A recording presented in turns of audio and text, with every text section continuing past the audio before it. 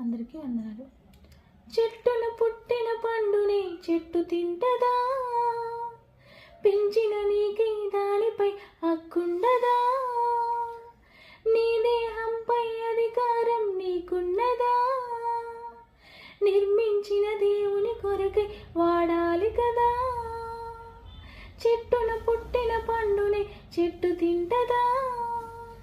పెంచిన నీకై దానిపై హక్కుండదా? నీ దేహంపై అధికారం నీకున్నదా? నిర్మించిన దేవుని కొరకై వాడాలి కదా.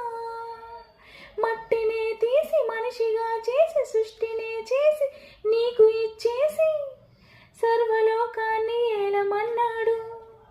పరమునకు తిరిగి చేరమన్నాడు.